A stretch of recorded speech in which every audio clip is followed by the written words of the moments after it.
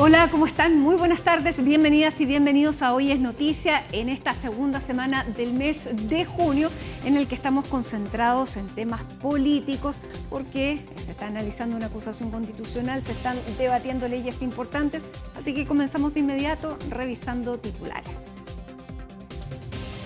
El presidente José Antonio Kast ironizó con el afiche que el Partido Socialista publicó en sus redes sociales durante el fin de semana, en el que se lo retrata como Pinocho y se le acusa de mentir.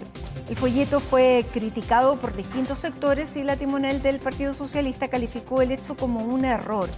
El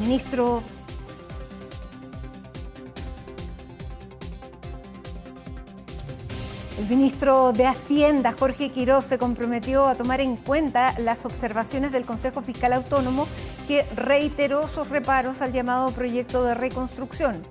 El organismo advirtió que la iniciativa contiene riesgos fiscales que podrían afectar la sostenibilidad de las finanzas públicas.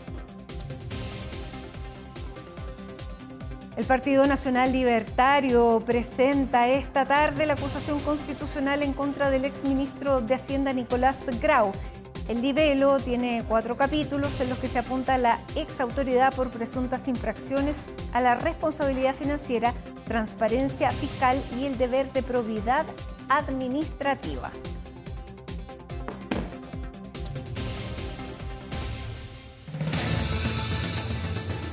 Y nos vamos de inmediato al Congreso, donde a esta hora está dando declaraciones el ministro del Interior, Claudio Alvarado, sobre esta acusación constitucional. Escuchemos. El tiempo en que los parlamentarios deciden ejercer esas acciones, lo dije tiempo atrás, indudablemente que eso puede afectar el clima del debate parlamentario, pero al final del día a nosotros lo que nos interesa es sacar adelante nuestros proyectos legislativos. La acusación tiene un curso de acción, se presentarán los fundamentos, la defensa hará valer sus legítimos derechos y finalmente nosotros seguiremos trabajando con todos y buscando posibilidades de acuerdo en la reforma de reconstrucción. ¿El gobierno teme que con esta acusación se pueda abrir una temporada de acusaciones constitucionales, esta vez desde la oposición?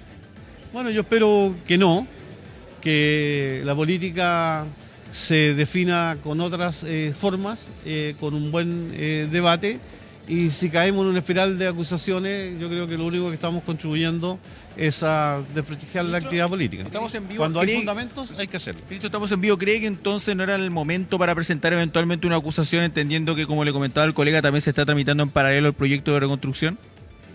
Mire, respecto a los momentos lo definen los parlamentarios y el gobierno tiene que adaptarse a esa nueva realidad y trabajar en las condiciones que existen. Y en eso nosotros tenemos claro cuáles son nuestros objetivos, nuestras prioridades, y hoy día nuestra prioridad en el proyecto de reconstrucción es buscar los acuerdos más amplios posibles para sacarlo adelante. ¿Hay algún llamado al orden a la coalición para no distraer la agenda legislativa con acusaciones, por ejemplo? Se lo pregunto porque así también lo han planteado parlamentarios de Bópoli, algunas voces de RN. Sería presuntuoso nuestra parte hacer llamados al orden, porque están los parlamentarios ejerciendo su legítimo derecho y sus facultades. Por lo tanto, a nosotros no nos compete sugerir, reprimir o coartar esa libertad de decisión. ¿Qué espera el gobierno de los parlamentarios del oficialismo mañana en la votación sobre las facilidades para levantar el secreto bancario?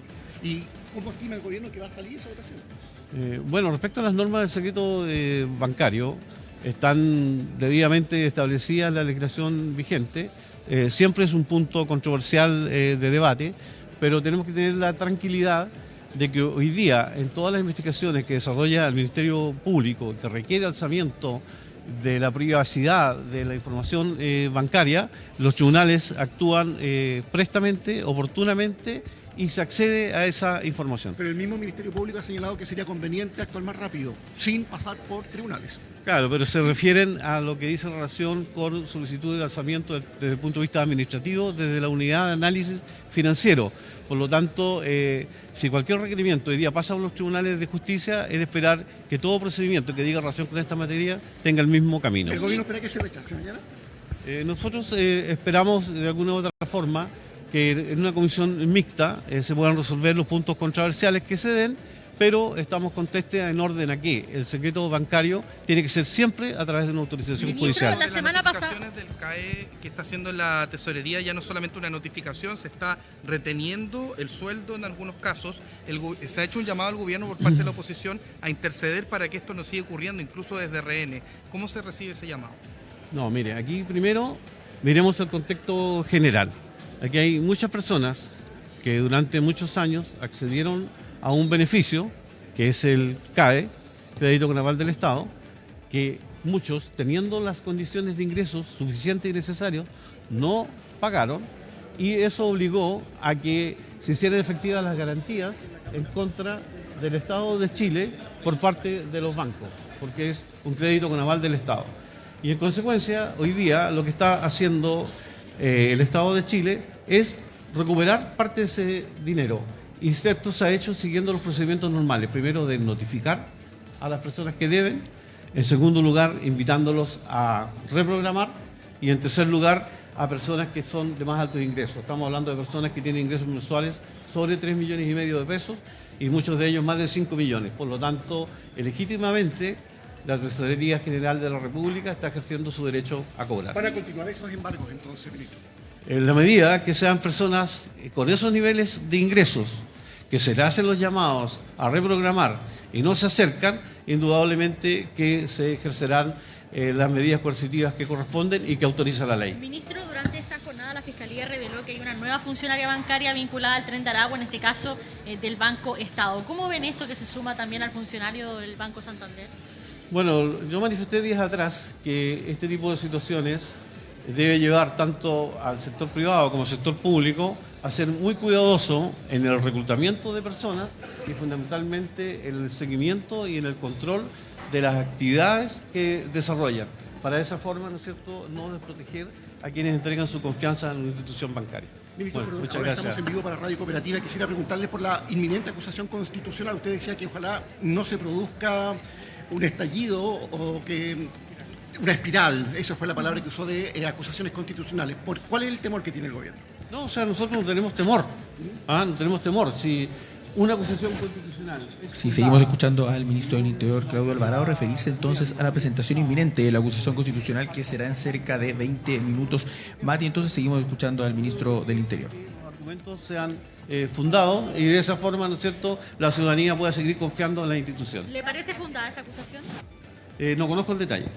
Gracias. Bien, ahí lo decíamos, escuchábamos al biministro entonces, Claudio Alvarado, referirse a diversas materias, Mati, en principio también la agenda migratoria respecto a esta reforma constitucional anunciada por el presidente de la República, José Antonio Kast, también respecto a la situación del CAE, del cobro del crédito con aval del Estado, a propósito de las denuncias que se han ido suscitando por medio de distintos estudiantes. Se refiere también inclusive a la contingencia del afiche del Partido Socialista, este mea culpa que han hecho, donde aparecía el presidente de la República, José Antonio Kast, y lo decíamos, a la acusación constitucional, a la pertinencia de que se presente en estos momentos, cuando en paralelo se está tramitando en segundo trámite ya en la Comisión de Hacienda del Senado el proyecto de reconstrucción o de reactivación económica, y nos queremos detener justamente en la acusación constitucional. Mati, ha sido la verdad bastante desordenada la forma en la que aún no se termina presentando. De hecho, ya inició la sala, por tanto no se va a poder dar cuenta en el hemiciclo durante la jornada de hoy, y ahí hay un retraso de un día. Nos habían dicho 4 horarios distintos. Finalmente se proyecta que a las 17:30 horas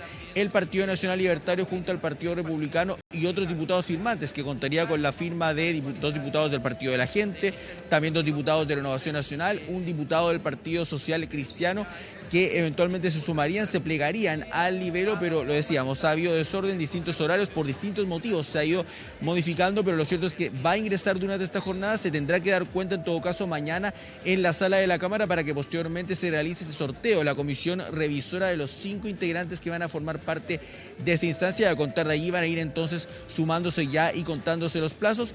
Ya yendo en concreto a esta acusación, sabemos que tiene más de 40 páginas, también que tiene 4 capítulos: de infringir, por ejemplo, la Constitución, también la ley fiscal y el deber de probidad administrativa. De todo eso se le acusa, Mati, al exministro de Hacienda, Nicolás Grau, que asumió, recordemos, el pasado mes de agosto la cartera. Por tanto, él sí es objeto de una acusación constitucional porque dejó el cargo el 11 de marzo. El 11 de junio expira ese plazo, esa oportunidad, posibilidad que tienen los diputados de poder acusarlo, no así con el exministro de Hacienda, Mario Marcel, quien dejó el cargo justamente en el mes de agosto. Y vamos a pasar a escuchar justamente al diputado jefe de bancada, además del Partido Nacional Libertario, Cristóbal Urriticochea, quien en todo caso esgrime los argumentos de esta acusación que le dan sustento eventualmente a este libelo, por ejemplo, también hablando de la sobreestimación de los gastos, de la subestimación de los ingresos que ellos acusan han incumplido una y otra vez, por ejemplo, en la meta de balance estructural el exgobierno del presidente Gabriel Boric, y también apuntan a que, ojo con esto, tendrían eventualmente más votos, el voto del diputado René Alinco, también votos de otros diputados descolgados de oposición que aún no han confirmado, y que con ello tendrían este piso para que eventualmente en el hemiciclo se termine aprobando la admisibilidad de esta acusación, para que eventualmente ya lo vea el Senado, que actuará como juez. Pasamos a escuchar al diputado Urriticochea. Faltó a la probidad y a la transparencia al presentar un texto financiero con inconsistencias y maquillado, y a pesar además de la advertencia del Consejo Autónomo Fiscal, del FMI y de la propia DIPRES. Segundo, podríamos decir que violó la Ley de Administración Financiera al presentar un informe donde no se ajustan la deuda y el déficit, ignorando más de 10.000 millones de dólares sin ningún tipo de explicación. Hay un apoyo generalizado, también una sumatoria de firmas que van desde el Partido de la Gente, pasando por Renovación Nacional, pasando por el Partido Republicano y terminando en el Partido Nacional Libertario. Y hay mucha conciencia dentro de los diputados de que este tipo de actos del exministro Nicolás Grau no deben quedar impunes. Nicolás, hay un tema, tú lo decías, van a votar a favor de esta acusación constitucional dos diputados del Partido Renovación Nacional. Ya sabemos que el Partido Renovación Nacional como partido, incluso la presidenta del Senado, Paulina Núñez, que pertenece a esta colectividad, dijo que le parecía bastante inoportuna esta presentación. ¿Qué va a pasar con ellos? ¿Quiénes son? ¿Hay libertad o está incomodando a Renovación Nacional que dos de sus diputados se estén uniendo a esta acusación? Sí, Mati, de hecho yo te diría, recordábamos a la senadora Paulina Núñez, presidenta del Senado, recuerdo que fue muy dura, tú lo decías, ella terminó señalando algo así como que ojalá no se presentara la acusación, lo dijo hace un par de semanas, y dijo, si en caso de que se presentara, como va a terminar ocurriendo, ella la iba a rechazar. ¿Y qué sucede con eso en la Cámara? Hemos visto cierta incomodidad en parlamentarios de Renovación Nacional porque va a llevar la firma, el nivel, lo decíamos, de dos diputados de Renovación Nacional. Francisco Rego, que ha sido sumamente duro con la administración del expresidente Gabriel Boric, y también Daniel Valenzuela, ambos de Renovación Nacional, que entonces estarían estampando su firma para que avance eventualmente este libelo, pero nosotros hemos ido hablando con otros parlamentarios durante esta jornada y ellos señalan otra versión, que van a estudiar al momento que se presente ya oficialmente estas más de 40 páginas, que mañana, atención, van a tener una reunión como bancada para poder definir una postura. ¿Cuál podría ser aquella? Que van a votar favorablemente, que algunos, la mayoría, van a votar en contra, o probablemente la que más suena, dar libertad de acción, porque si ya tienen dos diputados que van a firmar el libelo, todo parece indicar que ellos dos obviamente van a votar favorablemente en el hemiciclo. Y te parece que, bueno, vamos a pasar a escuchar tanto al diputado y jefe de bancada de Renovación Nacional, Diego Chalper, como también a otro diputado dirimente de Evópoli, Jorge Guzmán. Un partido, Mati, que en anteriores acusaciones constitucionales se han abstenido, a veces han votado en contra, no les gusta este instrumento que se transforme en una medida solamente de uso político. Hablan de aprovechamiento en algunas oportunidades y ellos dicen ahora vamos a analizarlo en su mérito si es que se encuentra la causal definida, pero en caso de que no lo encuentren a lo largo de la tramitación de la comisión revisora, no descartan inclusive votarlo en contra. Pasamos a escuchar tanto al diputado Jorge Guzmán como entonces al diputado de Renovación Nacional y jefe de bancada, Diego Chalper. Hasta el momento no se nos ha hecho llegar copia ni el contenido de la acusación constitucional, por tanto desconocemos el mismo. Y como lo hemos hecho siempre desde Evópoli, vamos a analizar la misma en su mérito. Es un instrumento de última ratio, tiene complejidades, hay que acreditar un ilícito constitucional y por tanto esperamos en el escrito y en los antecedentes que la respaldan encontrar dicho antecedente. De lo contrario no la votaremos a favor. Creemos que no se hizo bien, ni en tiempo ni en forma, no se nos presentó los antecedentes previamente, no se nos invitó a ser parte, no se nos ha hecho partícipes de la acusación constitucional, por tanto, creemos que tanto en forma como en tiempo no ha sido bien utilizado el instrumento. Renovación Nacional en esta materia hay opiniones distintas. Hay algunos diputados que han expresado públicamente su intención de adherir, hay otros que han manifestado públicamente su intención de rechazar.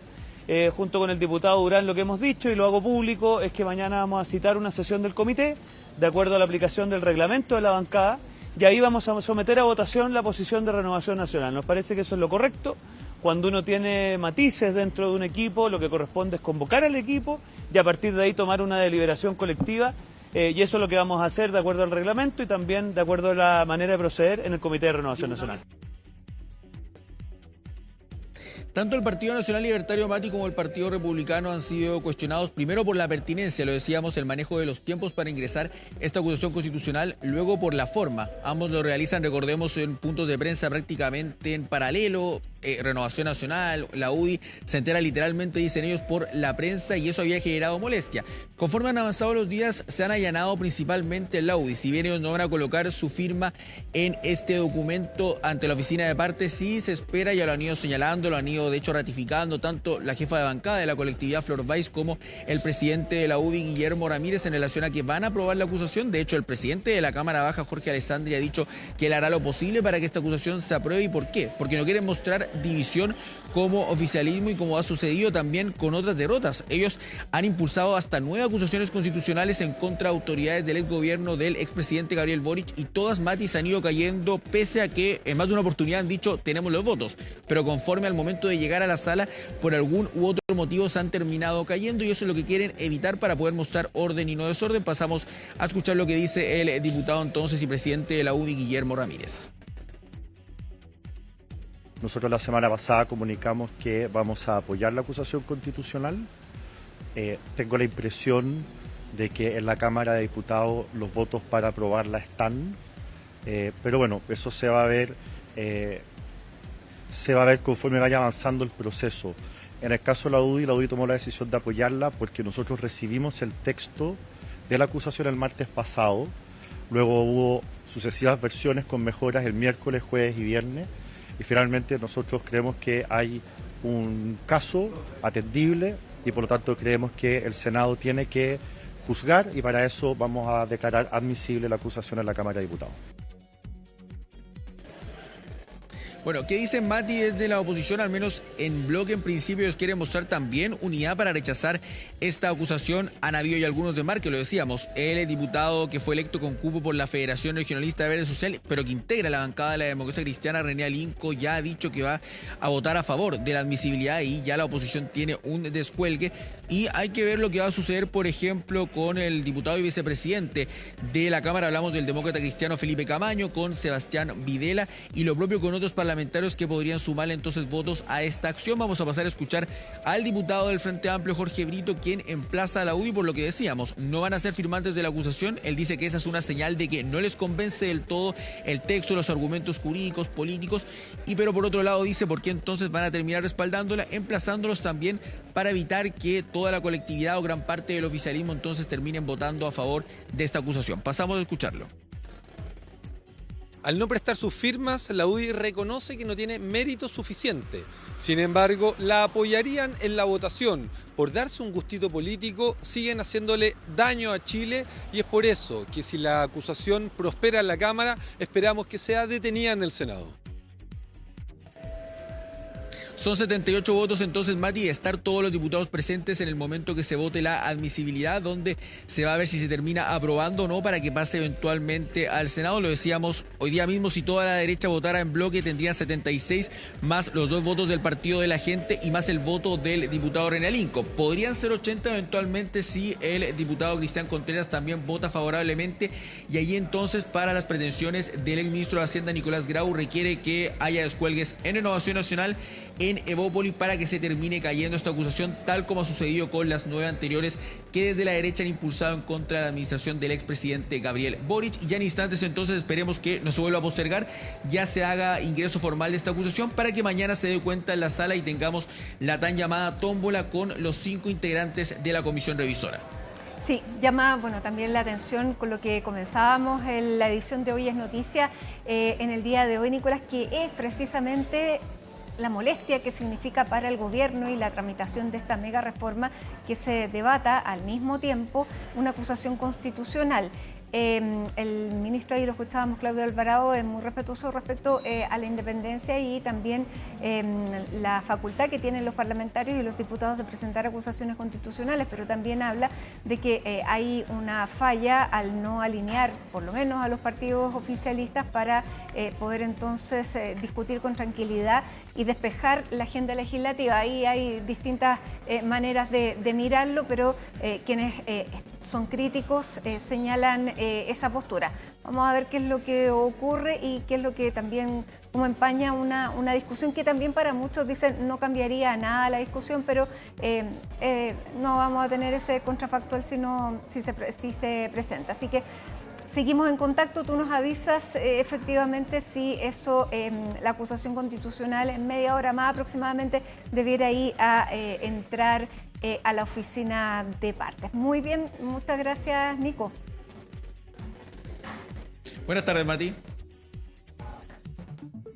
Bueno, y seguimos en política. Vamos a tomar contacto con Ivo Goich en el Palacio de la Moneda porque el Consejo Fiscal Autónomo reiteró sus aprehensiones respecto a la salud fiscal y a lo que podría provocar este proyecto de reconstrucción nacional que ya se está debatiendo en el Senado. Vamos a tomar contacto, como les contaba, con Ivo Goich para conocer cuáles han sido las reacciones del gobierno frente a esta postura del Consejo Fiscal Autónomo, que es un órgano, como bien lo dice su nombre, independiente. Hola, Ivo. ¿Cómo estás, Matilde? Muy buenas tardes. Muy atento a lo que dijiste, porque en los próximos minutos desde Antofagasta, José Antonio Kast, presidente de la República de nuestro país, debería hablar con los medios de comunicación y una de las consultas va a ser precisamente lo que tú decías, la exposición nuevamente, esta vez ante la Comisión de Hacienda del Senado, en relación a la mega reforma del Consejo Fiscal Autónomo, que muy temprano por la mañana llegaron hasta las dependencias del ex Congreso para exponer nuevamente los riesgos y hacer ciertas advertencias, pese a los cambios que se le han realizado a medida que ha ido avanzando esta tramitación, saliendo desde la Cámara de Diputados y ahora de lleno en el Senado a un proyecto que efectivamente va a tener efectos en materia fiscal. De eso habla el Consejo Fiscal Autónomo, ¿no? Ellos no hablan de política ni se meten específicamente en cada una de las medidas, si es que no es solamente desde la arista, desde la visión, desde la perspectiva de los efectos fiscales que tenga para el futuro de nuestro país. Vamos a estar hablando de eso en específico. Matilde, tengo anotadas algunas de las principales reparos, podríamos decir dudas, incertidumbres que aún generan en el Consejo Fiscal Autónomo la tramitación de este proyecto y sus efectos en el futuro. Pero por la mañana el presidente José Antonio Kast hizo un llamado importante al Senado, a los parlamentarios, a quienes van a tener que votar nuevamente entonces esta ley de reconstrucción nacional, esta mega reforma, como se ha denominado, que viene a ser uno de los estandartes del gobierno de José Antonio Kast, sobre el cual pretende poder gobernar durante los próximos 4 años, más allá de declaraciones más, declaraciones menos, dándole mayor valoración o menos a lo que pueda pasar con este proyecto. El hecho es que de aprobarse, efectivamente va a tener un lugar donde moverse, donde desplegar ciertas políticas públicas, buscando que el crecimiento económico de nuestro país, la reducción del desempleo y también la atracción de inversión importante en una triada que es la que el gobierno piensa puede sacar a Chile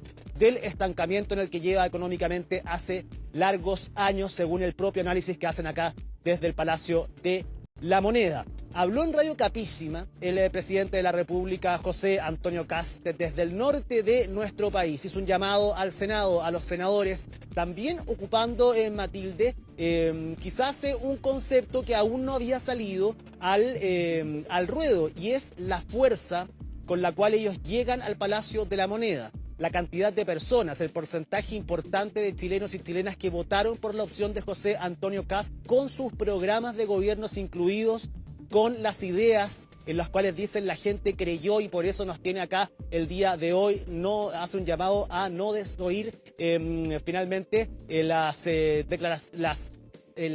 sensación ciudadana, el sentir ciudadano por el cual finalmente fueron electos como gobierno. Pasemos a escuchar las palabras de José Antonio Kast, un llamado directo a los senadores, a las senadoras y también hablando ahí de política.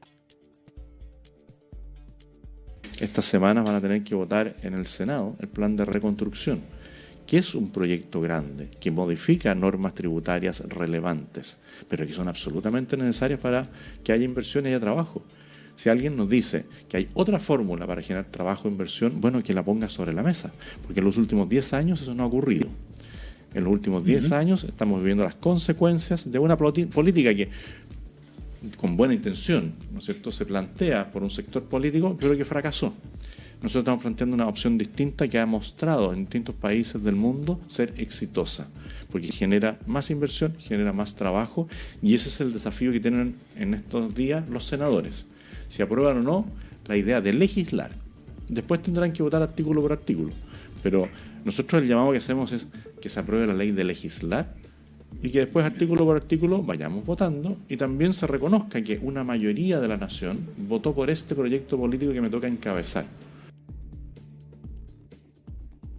Es importante, Matilde, un reconocimiento que hace el presidente de la República, José Antonio Kast, como te digo, un concepto el cual llama la atención por el tenor del llamado que también hace al Senado, una especie de recordatorio de que los chilenos y las chilenas finalmente votaron por él, y eso incluía palabras y la utilización de esta frase, de este concepto por el presidente de la República, lo que incluía su programa de gobierno, las ideas finalmente que lo traen hasta el Palacio de la Moneda. Vamos a ver, por supuesto, desde el Senado en los próximos días, en la tramitación de esta reforma, cómo esas palabras hacen eco o generan también debate al interior de la Cámara Alta. Eso por un lado. Yo te decía, temprano por la mañana, Paula Benavides, la presidenta del Consejo Fiscal Autónomo, acompañada de Sebastián Izquierdo, el vicepresidente de esta institución, expusieron nuevamente, esta vez ante la Comisión de Hacienda del Senado. Tenemos que remontarnos hasta el 5 de mayo, hace un poco más de un mes, para precisamente situar un punto que fue en su momento muy polémico y que era la serie de recomendaciones que hacía el análisis hecho por el Consejo Fiscal Autónomo acerca del proyecto de reconstrucción nacional, con serias críticas que incluso nos tuvo varios días hablando, analizando, entrevistando y conversando con distintos expertos y políticos acerca de los efectos fiscales que podría traer en el futuro para nuestro país. Lo del día de hoy fue reiterar que existen alertas, que pese a los cambios y a la valoración positiva que se hace del fondo del proyecto, de las intenciones del proyecto, hacia dónde apunta efectivamente, que es lograr mayor crecimiento económico, atraer inversión y también poder disminuir el porcentaje de desempleo en Chile. Lo cierto es que fiscalmente puede generar problemas, no se sostiene. Según el último informe financiero, decía hoy día, detallaba Paula Benavides, Matilde, que al menos esto vamos a tener déficit fiscal en nuestro país hasta el año 2031. Y lo más contundente es que ese déficit fiscal hasta el 2031 es incluso cumpliendo las metas de crecimiento propuestas, anheladas por el Ejecutivo a través de este mismo proyecto de reconstrucción, que si bien va a traer un superávit de crecimiento en el caso de que se cumplan todas las variables de manera positiva, en el largo plazo, en el corto y mediano, los efectos se van a sentir y van a ser importantes en nuestro país, al menos poniendo como ejemplo que hasta el año 2031, Matilde, podríamos tener déficit fiscal en medio de un escenario de estrechez fiscal y donde todas las cifras dan en negativo. La semana pasada hablábamos de la solicitud de endeudamiento por 6.200 millones de dólares por parte de nuestro país. Bueno, todo eso hay que conjugarlo no solo a nivel político, sino que a nivel económico, pero el gobierno apuesta a que esta es la llave que va a abrir la puerta a un mayor crecimiento en nuestro país.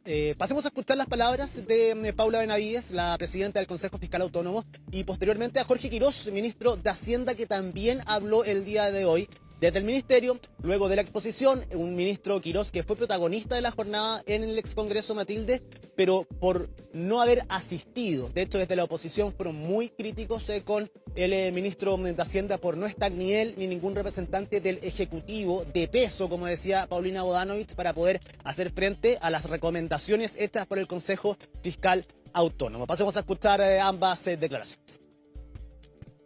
Hemos reiterado nuestra valoración respecto de que esta iniciativa prioriza el crecimiento. Al mismo tiempo, hemos señalado que persisten riesgos fiscales que hemos identificado y hemos propuesto una serie de recomendaciones para mitigarlos. En este contexto, nosotros recomendamos un avance hacia neutralidad fiscal en el mediano y corto plazo de esta iniciativa. ¿Cómo se puede llegar a esa neutralidad fiscal? ¿Tiene que ver con la invariabilidad o con no reducir tanto el impuesto a primera categoría, por ejemplo? Como Consejo nosotros no nos referimos a medidas específicas que corresponden a las autoridades políticas. Sí hemos planteado que pueden considerarse medidas tanto por el lado de los gastos como por el lado de los ingresos, al igual que revisar algunas de las medidas que pueden estar propuestas en la iniciativa. No ha cambiado mucho respecto al anterior. Coincidimos con el Consejo Fiscal Autónomo en que lo más importante para recuperar la economía nacional y también las finanzas públicas es el crecimiento, que es a lo que apunta el proyecto de ley, y evidentemente contiene un ajuste ahí más bien menor respecto del tema del CENSE, que fue eliminado en la Cámara, pero estamos viendo qué pasa con eso hacia adelante, así que son siempre observaciones que vamos a tomar muy en cuenta. El Consejo Fiscal Autónomo, Mati, se hace cargo y expone acerca de los riesgos directos e indirectos que pueda tener el desarrollo de esta reforma, de este proyecto de ley de reconstrucción nacional. Tengo anotados algunos de los expuestos el día de hoy. ¿Cuáles efectos directos tendría, por supuesto, el hecho de estar en rigor, en regla, una ley como esta? Por ejemplo, la rebaja de la tasa de impuesto de primera categoría, lo que dicen desde el Consejo Fiscal Autónomo es que el costo no es compensado por mayor crecimiento de esta misma medida, que es algo que ya lo había expuesto en el inicio. Acá estamos hablando de la rebaja del impuesto de un 27 a un 23%, que es el corazón finalmente de esta propuesta hecha por el Ejecutivo, de la cual han dicho en reiteradas ocasiones no va a cambiar, no va a variar, pese a los cambios que se le puedan introducir al proyecto. En cuanto al crédito tributario al empleo, nuevamente, donde van los riesgos posibles, el alto costo que tiene, que son 1.400 millones de dólares, y el riesgo de consistencias con estas estimaciones. En cuanto a la compensación del Fondo Común Municipal, los riesgos van de la mano de la presión fiscal permanente que se podría producir, el aumento por cupo al incentivo, por incentivo al retiro, la materialización del ahorro fiscal no estaría garantizada, las sanciones al contrabando de tabaco, se dice que las estimaciones del Ejecutivo podrían ser menores a las que están ellos esperando, y los impuestos sustitutivos y repatriación de capital los toman como reiteración de medidas transitorias de regularización o anticipo, puede debilitar el cumplimiento tributario, dicen, y comprometer la sostenibilidad de los ingresos fiscales en el mediano plazo. Es bien técnico, efectivamente, por eso también los tenía anotados, pero son solo algunos. Lo que sí es cierto es que valoran que se hayan realizado ciertos cambios, quizás no son suficientes, y el Consejo Fiscal Autónomo tiene de todas maneras que advertir ante cualquier posibilidad que fiscalmente nuestro país pueda tener algún tipo de riesgo. Hablamos con muchísimos parlamentarios el día de hoy, pero los vamos a dejar con 12 declaraciones, una de María José Gatica, la senadora de Renovación Nacional, quien es miembro de la Comisión de Hacienda, y también de la senadora de la Democracia Cristiana, Yanna Proboste, quien llegó el día de hoy también a escuchar parte de las exposiciones. Bueno, hemos recibido las sugerencias, recomendaciones del Consejo Fiscal Autónomo con enorme preocupación. El Consejo es bastante claro en que esta es una iniciativa que además tiene supuestos económicos que no se condicen con la realidad, en que hay cifras que son contradictorias, y que además esto va a acrecentar el estrés fiscal. Lo que hace este proyecto de ley es que reduce los ingresos permanentes, aumenta el número de beneficiarios y de costos, y eso genera una situación que es realmente muy compleja. Pero además lo que llama la atención es que precisamente en el día de hoy, cuando venía a entregar sus comentarios al proyecto de ley el Consejo Fiscal Autónomo, no está presente ni el ministro, ni el subsecretario, nadie que pueda responder respecto a la serie de comentarios que hace. Por cierto, no es la oposición, sino el Consejo Fiscal Autónomo, un órgano independiente, técnico. Yo siempre he visto, por lo menos desde que soy senadora, siempre he visto que por parte de esta izquierda más dialogante, como es el Partido Socialista, como es el PPD, ¿cierto? Siempre ha existido una apertura para poder conversar, y se ha hecho así. Yo espero de que hoy día sigamos bajo esa misma postura. Yo también ya he manifestado en reiteradas oportunidades de que espero de que este proyecto de ley de reconstrucción no se apruebe por un solo voto, sino que se apruebe por una amplia mayoría. Y para eso se tienen que escuchar todos los sectores políticos, y si se tienen que hacer las mejoras desde el Ejecutivo a este proyecto que vayan en beneficio del país, yo por lo menos estoy disponible para que así sea. Vamos a ver, Matilde, qué apertura hay por parte de la oposición, del oficialismo, del gobierno, qué acuerdos y puntos de encuentro pueden finalmente establecerse en un proyecto que es muy importante para el Ejecutivo, donde vuelven a escuchar entonces las recomendaciones del Consejo Fiscal Autónomo. Vamos a ver qué responde el presidente José Antonio Kast ante los llamados nuevamente hoy día desde esta instancia en una comisión de Hacienda que sigue trabajando, recibiendo distintos expositores. Al menos no se debería votar ni esta ni la próxima semana al interior de esa instancia. Eso fue lo expresado el día de hoy por el presidente de la Comisión de Hacienda, Javier Macaya. Pero va avanzando, al menos se están tomando el tiempo necesario para poder escuchar las distintas recomendaciones y exposiciones de expertos, economistas, también instituciones y por supuesto a nivel político. Bien, interesante entonces la advertencia del Consejo Fiscal Autónomo. Ivo, muchísimas gracias por toda esta información. Que tengas una buena tarde. Cualquier cosa tú nos avisas desde el Palacio de Gobierno. Que estés bien. Que estés bien, Matilde. Buen lunes. Y hasta ahora, cuando son las 5 de la tarde con 35 minutos, hacemos una pausa con esta imagen de la capital, donde hasta ahora hay cielos parciales. Como usted puede ver, colores ya del atardecer, 16 grados con 4 décimas es la temperatura. Hacemos una pausa y ya estamos de regreso con otras informaciones de la jornada.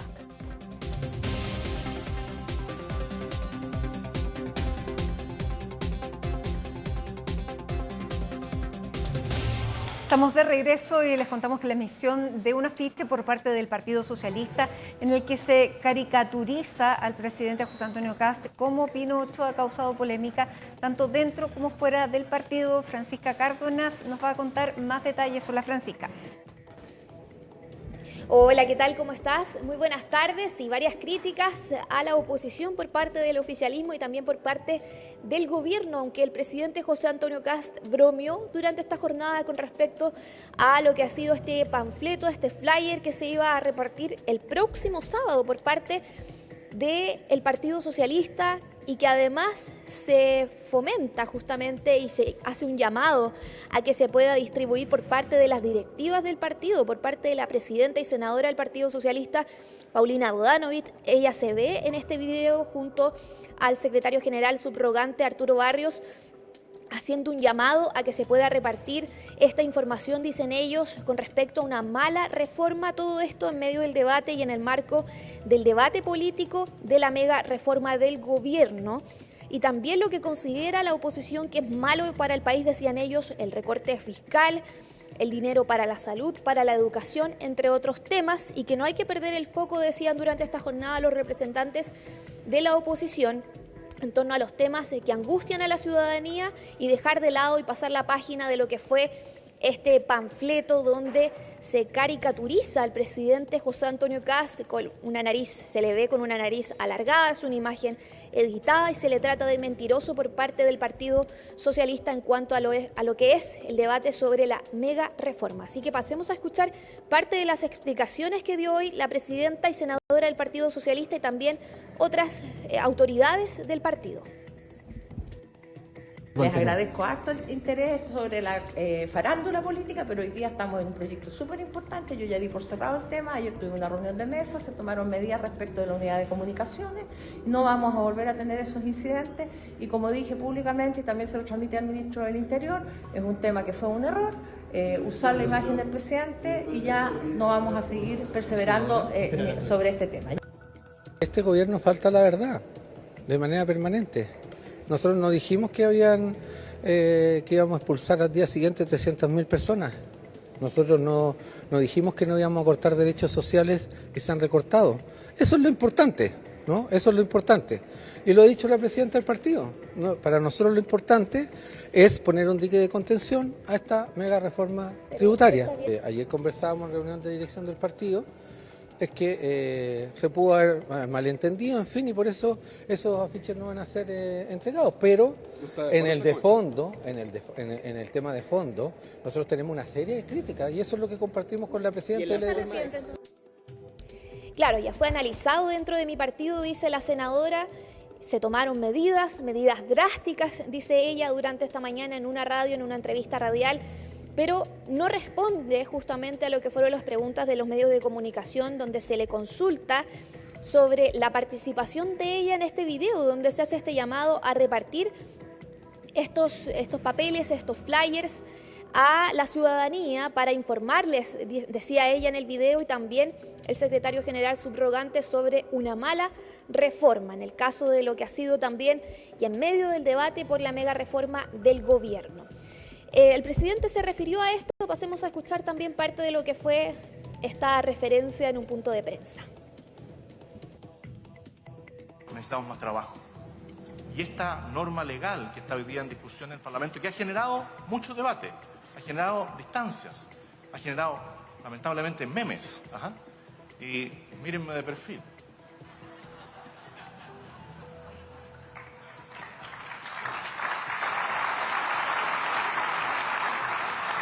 Yo me encuentro bastante armónico.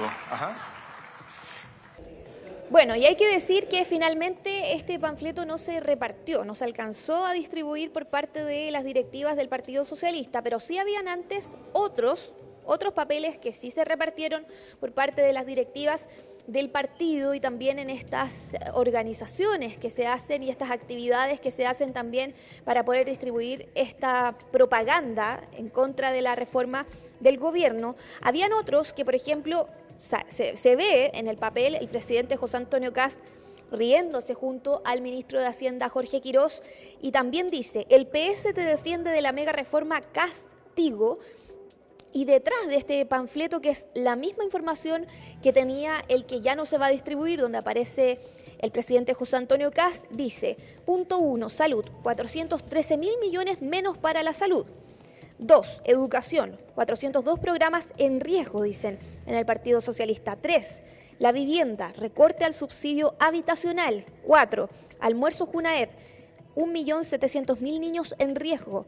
5, seguridad sin un plan escrito. Y lo que tratan de mostrar los dirigentes aquí es que el presidente le mintió a la ciudadanía, dicen ellos, y que ahí debe estar el foco del debate y no en esta caricatura que se hace del presidente. Pero pasemos a escuchar parte de lo que fueron las críticas justamente en este caso del oficialismo. El Partido Socialista tiene todo el derecho a discrepar con el gobierno, tiene todo el derecho a votar todos los proyectos que quieran contra, tiene todo el derecho a hacer una oposición dura en los términos de las declaraciones, en los medios de comunicación, pero no tiene derecho a atentar contra la figura del presidente de la República.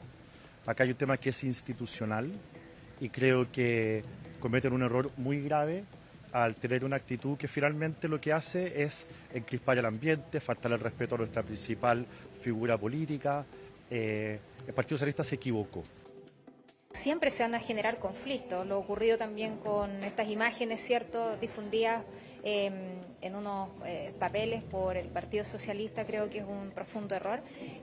Somos un país democrático. Ya el presidente José Antonio Kast fue elegido por una amplia cantidad de apoyo ciudadano y en ese sentido yo creo que debemos partir por la base del respeto. Bueno, hay que decir que este tema ha generado mucha división en el Partido Socialista. De hecho, hay quienes reclamaron a la directiva del partido las disculpas públicas que se hicieron por parte de la presidenta y senadora Paulina Bodanovich, quien dice que no la autorizó, que se tomaron medidas drásticas y no quiso detallar qué tipo de medidas se tomaron dentro del partido.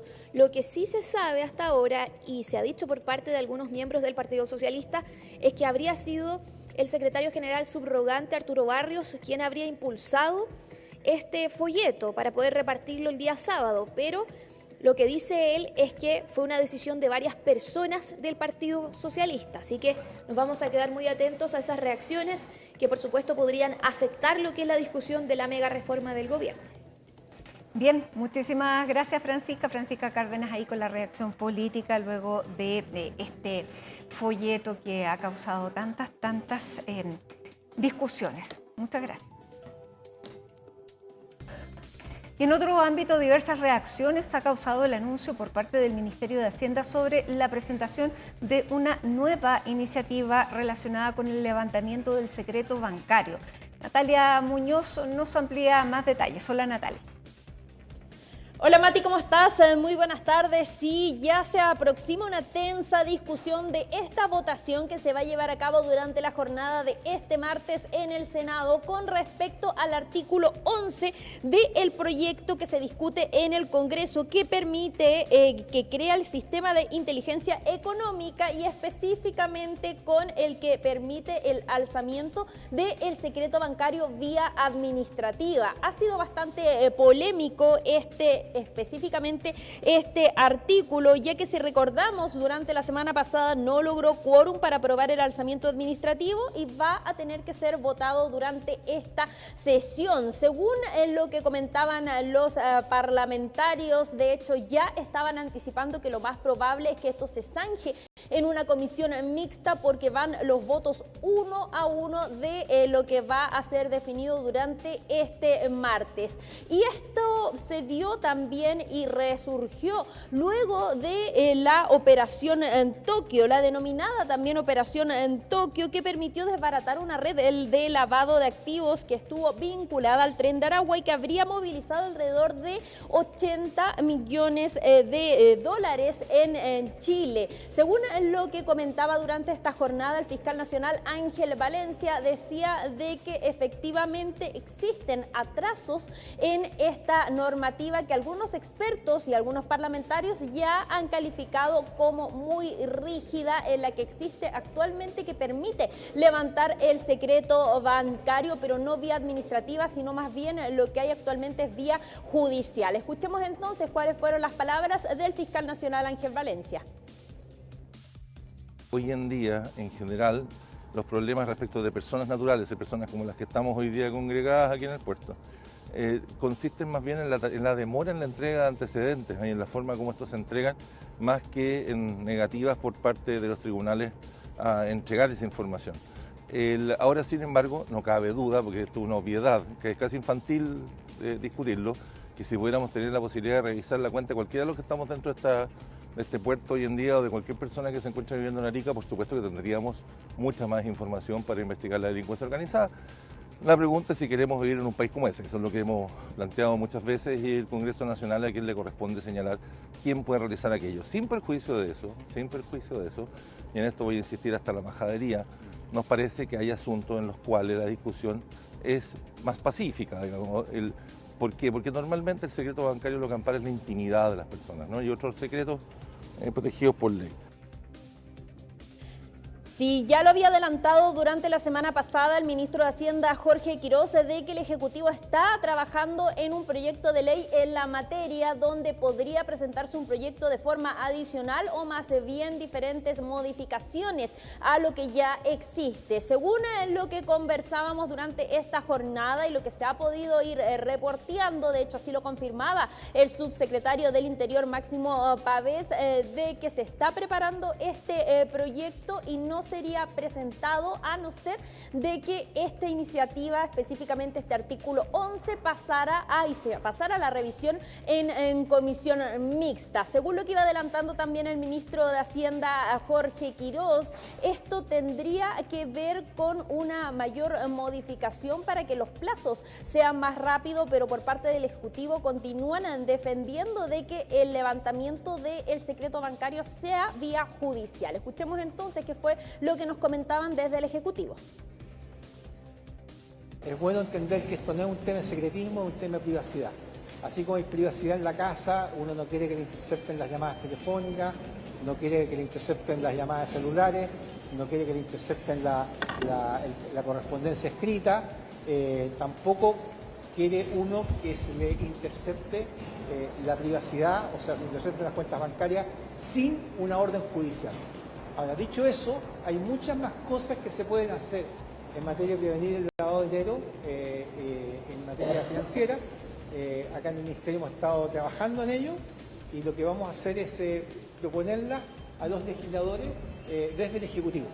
Esperemos que mañana el Senado pueda tener una buena discusión y que haya el espacio, como es la comisión mixta, para poder proponer una fórmula que permita ayudar a que los fines se cumplan, pero siempre resguardando la privacidad bancaria de las personas y la forma en que nos parece que es la adecuada, que sea un tribunal de justicia el que autorice.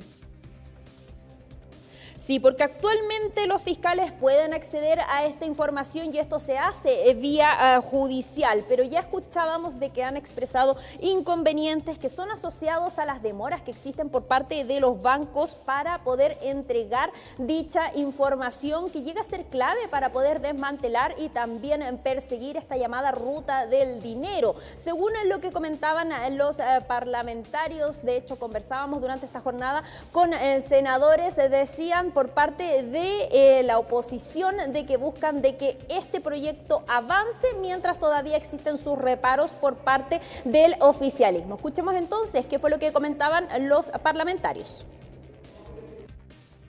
Es importante que esto se apruebe el día de mañana porque llevamos 3 años esperando que se apruebe el levantamiento del secreto bancario y permanentemente la derecha se ha opuesto 1, 2, 3, 4 veces en el Congreso.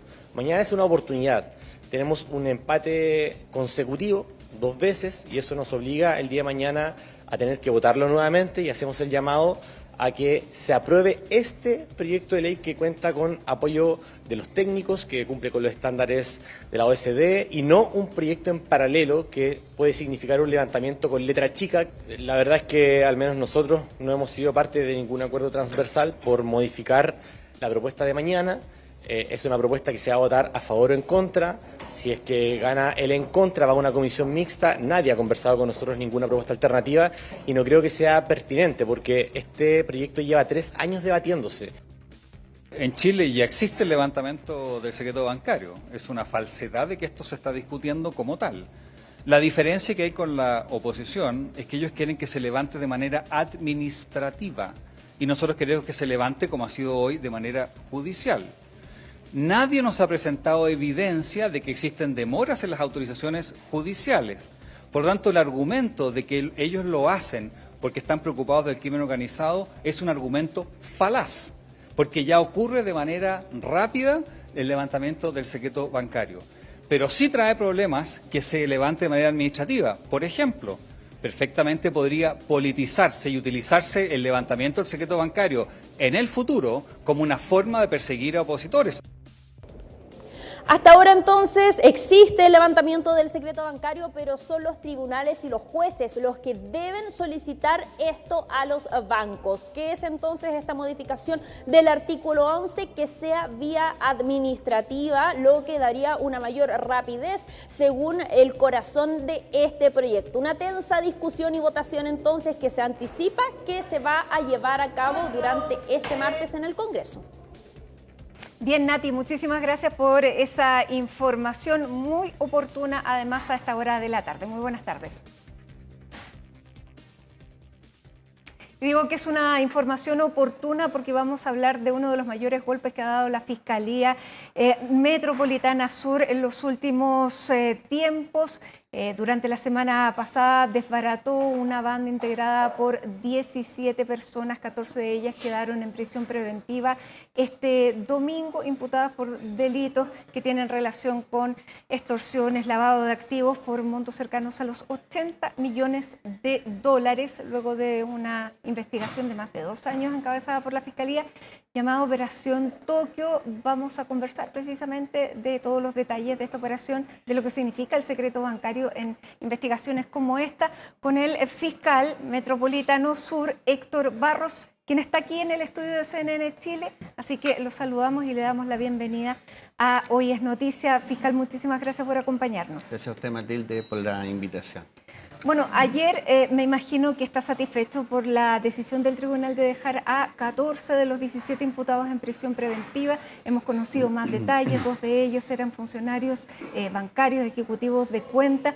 Pero me gustaría que pudiéramos hablar y conocer cómo fue el desarrollo de esta investigación que ha permitido llegar con estas personas a esta prisión preventiva, porque es relevante conocer de qué manera la Fiscalía logra tirar la primera hebra y que no es precisamente por los controles financieros o las alertas que pudieran dar los sistemas financieros. Sí, bueno, esta investigación comienza con el hecho del quíntuple homicidio en Lampa, pero que tiene... 2024, que tiene relación básicamente con la Fiscalía Sur, porque en uno de los teléfonos que se incauta en ese sitio del suceso, que no era de ninguna víctima ni imputado, sino que era de una testigo, en este caso la mujer que casi todo el mundo conoce como la Barbie, que es Bárbara Hernández. Siendo la ejecutiva del Banco Estado. No, Bárbara Hernández es la persona que está vinculada básicamente en la estructura con lo que tiene que ver con los eventos, pero con las extorsiones también hacia los comerciantes, tanto del sector del barrio Bellavista como también de todas las otras zonas donde se realizan las fiestas. Ya, ella estaba en esta fiesta, se le cae el celular. De hecho, esa fiesta no se iba a celebrar en una parcela en Lampa, sino que se iba a realizar en San Ramón. Y por eso se vincula con la Fiscalía nuestra, en términos en que lo que ocurre ahí es que ellos empiezan a extorsionar el Tren de Aragua a una persona que se dedica a los eventos musicales en la comuna de San Ramón. Producto de que ella no acepta o no está de acuerdo con las extorsiones que le empiezan a hacer, ella deja de producir eventos y eso hace que le vayan a disparar a su casa los integrantes del Tren de Aragua. Le disparan en 12 ocasiones con un arma de grueso calibre en este caso a las puertas de su casa, y en segundo lugar además suben este video con esa balacera, más exhibiendo una granada donde dicen que la van a usar en el evento que se hagan fiestas sin que estén autorizadas. A partir de ahí se abre entonces una investigación que tiene que ver concretamente con las extorsiones a las personas que asican a los eventos nocturnos, y ahí hay toda una serie de vinculaciones que se producen donde tenemos a personas que están encargadas de tratar de incrustarse en las distintas fiestas, de empezar a acercarse a los productores, de empezar a funcionar como una ayuda. A ver, el Tren de Aragua aquí, la gran marraqueta que se dan debajo del brazo es que ellos dicen que son capaces de trasladar a toda la población venezolana que está en Chile y que participa en estas fiestas a las fiestas que existen autorizadas por ellos.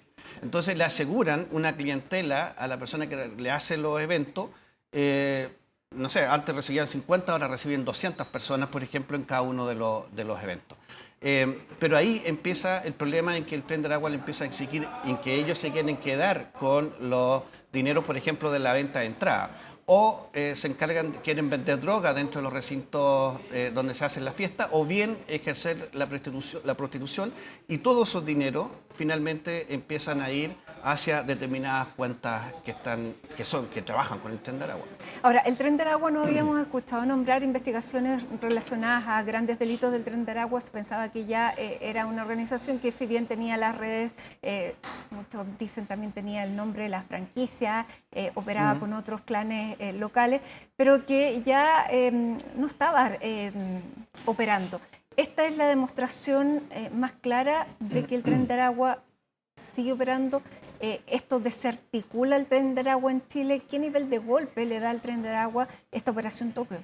Yo claramente creo que este no es el final del Tren de Aragua. Nosotros, fíjese que hemos, por ejemplo, con los equipos de ECO hay más de 250 personas en prisión preventiva solo por secuestros.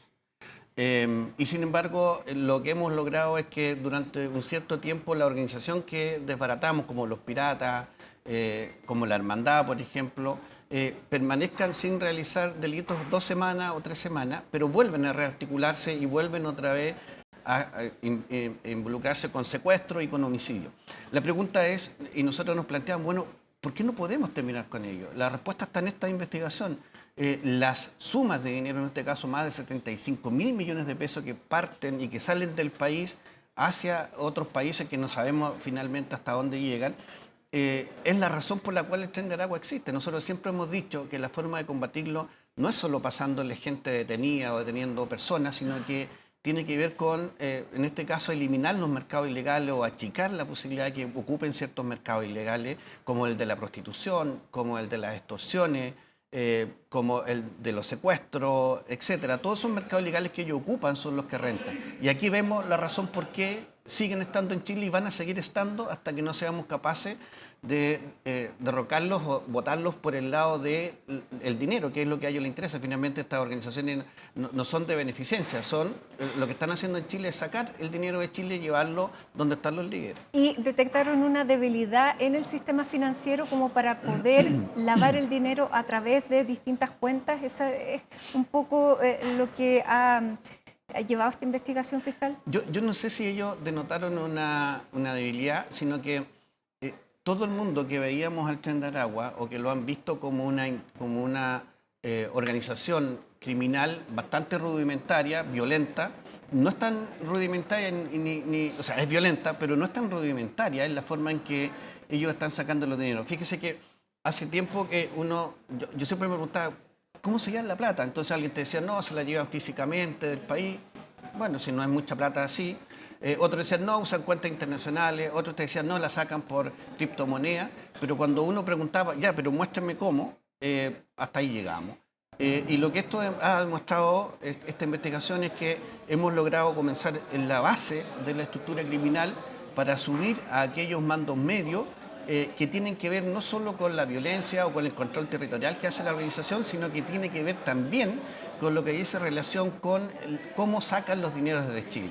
Y desde ahí, por lo tanto, ellos lo que hacen es usar, aperturar cuentas corrientes a nombre de personas que a lo mejor podían justificar un cierto monto de dinero, pero no tanto.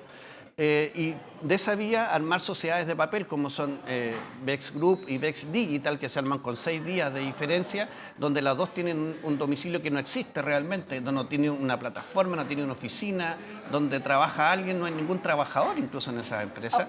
Sin embargo, llegan a una de ellas, Vex Digital, 58.000 millones de pesos. Ahora, la unidad de análisis financiero logra detectar algunas de estas operaciones o las investigaciones que hizo la unidad de análisis financiero le sirvieron de insumo a la Fiscalía para poder llegar a parte del resultado que hemos visto. A ver, aquí hay dos fases. Una que tiene que ver con los reportes de operaciones sospechosas que tienen que hacer los bancos y que en este caso existieron, para ser justo. Y en segundo lugar, tiene que ver... ¿Y qué se reportó en los bancos? ¿Se reportó la cantidad de cuentas o los montos?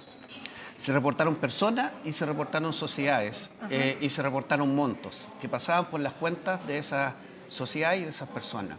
Esa información va a la unidad de análisis financiero. Yo cuando le solicito la información a la unidad de análisis financiero, a mí me remite la información con todas las operaciones sospechosas que se reportan a propósito de los blancos que yo le pido que me informen y de otros que también se habían informado anteriormente. Ya, le sirve de insumo, pero no es que haya surgido la investigación, la alerta claramente fue por otro lado. Es que en este caso en particular nosotros no partimos por una alerta, lo que nosotros partimos fue por la organización misma. Ahora, eso no significa que la unidad de análisis financiero no haya mandado la alerta ni haya informado. Ahora, estamos hablando del secreto bancario, la discusión del secreto bancario. Precisamente el día de mañana hay una votación importante en el Senado. ¿En qué manera o cómo demoró la no existencia de una ley como esta? ¿De qué manera retrasó, por ejemplo, esta investigación? A ver, nosotros siempre... Esta es una discusión más política que lo que tiene que ver con nosotros, ¿no? Yo soy un fiscal operativo y por lo tanto lo que hago es aplicar la ley que esté disponible en ese momento. Sí. Pero también para ser justo, en este caso en particular, nosotros los alzamientos de secreto bancario que solicitamos al tribunal se otorgaron.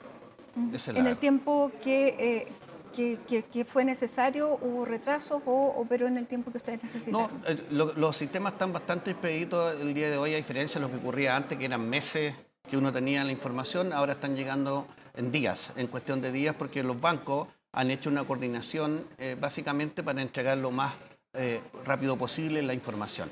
Ahora, va a depender del tipo de investigación también que diga relación con si podemos alzar o no secreto bancario, podría darse una situación de fin de semana tal vez, pero por lo general los jueces cuando le hemos solicitado nosotros en lo particular, estoy hablando de esta investigación en particular, nos dieron las autorizaciones que habíamos pedido. Ya, distinto es que hay un sistema de inteligencia que trabaje sin esta traba y que pueda a lo mejor anticiparse, ¿no?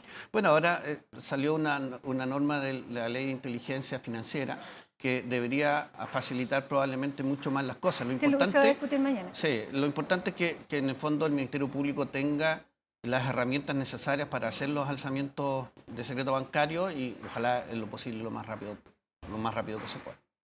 Ahora, fiscal, yo le preguntaba, ¿esto desarticuló el principal brazo del Tren de Aragua aquí en Chile o la red es mucho mayor y todavía no la conocemos? Yo creo que la red es mucho más amplia de lo que nosotros creemos, pero creo que este golpe ellos lo van a resentir porque por primera vez le hemos dejado al desnudo en el fondo cuál es el mecanismo que tienen para sacar las plata desde Chile. Aquí lo que queda claro es que utilizan personas que están en posiciones de conocer un poco el sistema financiero.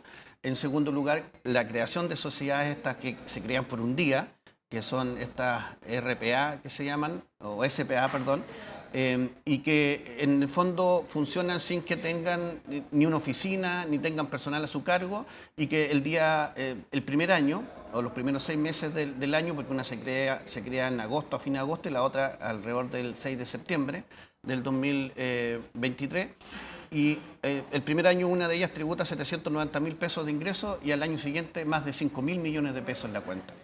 Entonces la pregunta es, incluso el Servicio de Puesto Interno citó a los representantes legales a tratar de justificar esos ingresos también, pero bastante, o sea, un par de años después desde que ellos parten teniendo estos incrementos patrimoniales injustificados en sus cuentas corrientes o sus productos bancarios. ¿Y cómo entonces pudieron seguir luego de haber pasado ese control? Bueno, en el caso de la empresa VEX Digital, que es de Oscar Delgado, que está en prisión preventiva actualmente, él lo que plantea es que concurrió al Servicio de Puesto Interno a tratar de justificar, en este caso, los ingresos.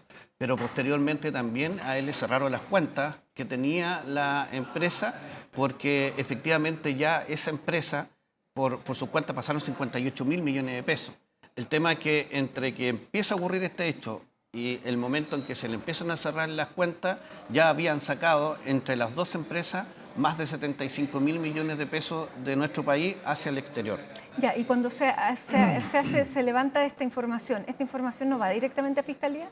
A ver, el sistema es el siguiente, la información que reportan los bancos, cuando usted tiene un ingreso injustificado... Anormalidad como esa, llega a la UAF.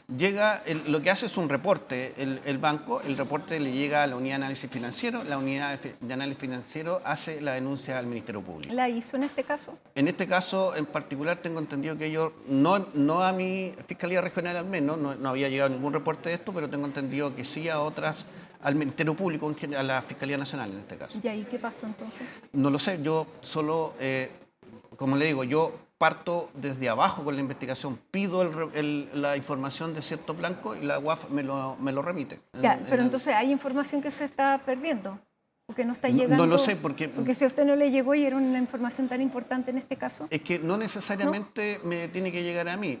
Y lo digo porque yo solo estoy viendo la investigación que tiene que ver, en este caso en particular, con las extorsiones, y a partir de las extorsiones salta lo otro. Lo que hace este otro mecanismo opera de manera distinta. El banco hace el reporte de operación sospechosa o el ROE o el ROS, se remite a la unidad de análisis financiero y la unidad de análisis financiero hace un análisis y lo remite, en este caso, al Ministerio Público. Esa es la forma en que se opera y eso hay un mecanismo establecido en la Fiscalía Nacional para esos efectos. En este caso en particular, la Fiscalía Sur no tenía ningún reporte. No estoy diciendo que el Ministerio Público no lo tenga, solo que la Fiscalía Sur no lo tenía y que lo tuvimos cuando lo solicitamos. Ya. Dicho todo esto, ¿cuál fue la mayor dificultad en esta investigación? La mayor dificultad ha sido la cantidad de personas que están involucradas en las operaciones. A ver, yo creo que uno de los grandes temas que tenemos que elucidar a continuación es nosotros, por ejemplo, por la cuenta del Ejecutivo de José Carlos Pérez Asensio, salen 800 millones de pesos aproximadamente. Esos dineros se van a dos empresas, VEX Digital y VEX Group. Esas dos empresas, a su vez, remiten los dineros a principalmente 3 empresas que son de Manuel Ríos Guaidó, que son 8 venezolanos, aquí intervienen solo venezolanos, y que tiene 3 empresas también de papel y que funciona en el mundo de las FIT o de los criptoactivos, en el fondo transformar los dineros nuestros en criptomonedas, en el fondo donde la trazabilidad ya se pierde, ¿ya? Y por lo tanto, aquí lo que ha quedado de manifiesto es que los dineros que provienen, por lo tanto, de las extorsiones son un porcentaje. La pregunta es, si estamos hablando de que solo por la vía de este ejecutivo pasan 800 millones de pesos, supongamos 1.000 millones de pesos, incluido con otras transferencias. La pregunta es de dónde salen los otros 74.000 millones de pesos. Y ahí es lo que nosotros planteamos, en que lo que nosotros hemos descubierto no tiene que ver solo con las extorsiones, tiene que ver con los distintos mercados, con la venta de droga, con la explotación sexual, con los delitos contra la propiedad, con los dineros que consiguen los secuestros, con todo la recaudación que tiene el Tren de Aragua en nuestro país finalmente, y esta es la forma en que lo estaban sacando. Si me pregunta usted hoy día, probablemente estén usando otras empresas que hayan creado o que estaban y sigan haciéndolo. Por lo tanto, no se ha logrado tampoco definir hacia dónde, cuál es el destino final de estos recursos. Se ha logrado, digamos, decomisar parte de este dinero. ¿Qué es lo que se ha hecho con esta cantidad de casi 80 millones de dólares? Nosotros tenemos congelado alrededor de 380.000 dólares en una de las empresas que sacan los dineros hacia el exterior, que son en este caso de Marcos Reyes, que es otro venezolano. Sin embargo, los otros flujos de dinero todos se transformaron en criptoactivos y por lo tanto la trazabilidad ahí se pierde. Ahora, nosotros lo que tenemos que concentrarnos ahora es en trabajar las otras líneas que dicen relación con los depósitos de dinero, que no tienen que ver solo con el secuestro extorsivo, sino que tienen que ver con la explotación sexual, como digo, el mercado de la droga, etcétera, y que ahí hay todo un mundo que hay que descubrir ahora. Ya, por lo tanto, estas 14 personas que quedan en prisión preventiva son una mínima parte de lo que puede ser esta red. Si nosotros lo miramos en relación a la cantidad de dinero que han movido estas personas en las cuentas con las sociedades, es un mínimo porcentaje de personas involucradas. Ya, por lo tanto, las personas que están involucradas también deben haber levantado las alertas y probablemente en este tiempo no se estén generando estos movimientos. Lo más probable es que reaccionen, pero no hay otra forma de actuar que no sea la que nosotros hemos tenido hasta ahora. Por lo menos evidenciando los flujos de dinero, cómo estaban saliendo, y lo otro es la información de relevancia que va a salir de toda esta investigación y que nos va a permitir poder situarnos donde sí tenemos que situarnos y que tiene que ver con el aspecto patrimonial. Nosotros no sacamos nada, como dije hace un rato atrás, de tener y de tener personas si no somos capaces de quebrarle el negocio que ellos tienen, y la forma de quebrárselo es atacándole, en este caso, las sociedades o evidenciando en el fondo cómo están sacando en este caso los dineros de nuestro país. ¿Dónde están las debilidades legales, institucionales? ¿Cuáles son las herramientas que le faltan a usted, tanto por el sistema, por la institucionalidad, como por la legalidad? Los aspectos que he mirado, nosotros tenemos una buena legislación actualmente, se ha ido modernizando, se ha actualizado en los últimos años. Antes funcionábamos con normas destinadas a los cuatreros, el día de hoy tenemos una normativa que realmente se refiere a las asociaciones criminales que tenemos el día de hoy, y eso para nosotros han sido grandes herramientas. Yo lo que siento es que lo lento está en que estas organizaciones operan 1 o 2 años y recién después se está reaccionando por parte del sistema en su integridad. Lo que debería haber es una proximidad entre las primeras sospechas o los primeros reportes y la actuación que tiene que haber respecto a eso. Y el problema que se produce ahí... ¿Y esto pasa entonces por una debilidad en la UAF, que tiene 80 personas? No. Esto tiene que ver con una cuestión mucho más allá. Nosotros estamos recién empezando a conocer el Tren de Aragua. Estas organizaciones empiezan a operar a partir del 2020, post pandemia. Sin embargo, nuestra legislación se actualiza mucho tiempo después. Por lo tanto, cuando ya nos damos cuenta que el Tren de Aragua está instalado, ya ha pasado un tiempo bastante considerable y hemos ido muy de atrás de las organizaciones. Si hubiésemos estado en tiempo real con ellos, si hubiese habido en ese momento una legislación acorde a los requerimientos que se necesitaban, lo más probable es que y los recursos sobre todo, hubiésemos ido más próximos al funcionamiento de esta estructura. El día de hoy hemos perdido harto tiempo y lo importante es que siento yo que nosotros vamos a colaborar con esta investigación y espero que sea lo que puedo dejar en esta institución antes de irme, es que podamos desvirtuar por primera vez cómo están sacando. Hay otras investigaciones, se habla del clan Chen con mucho dinero, pero de respecto al Tren de Aragua, esta es la operación más grande que hay en lo que dice relación con sacar dinero del país. Y yo creo que esto nos empieza a mostrar un poco la columna vertebral de la estructura criminal. Yo creo que esto lo resienten mucho más los líderes de las organizaciones como el Tren de Aragua a que nosotros le hayamos detenido a 250 personas solo por secuestro. Ellos lo reponen en cuestión de días y si no tienen gente acá, lo traen, como lo hemos visto, por ejemplo, en Los Piratas, lo traen desde Venezuela con los gastos pagados y los ponen a trabajar. Había un imputado que había llegado y se quejaba con el tribunal en su momento cuando formalizamos la causa del exteniente Ronald Ojeo, que nosotros le estábamos imputando 2 delitos de secuestro y que él llevaba solo 6 días en el país. Y yo le dije al tribunal, efectivamente, lleva 6 días, lleva 6 días en el país, pero ¿a qué vino esta persona entonces? ¿Vino a estudiar, vino a trabajar, vino a turistear? No, vino a cometer delitos de secuestro, a eso vino. Y es más, pudimos establecer que el dinero se le envió desde acá para costearle todos los gastos de llegada hasta nuestro país.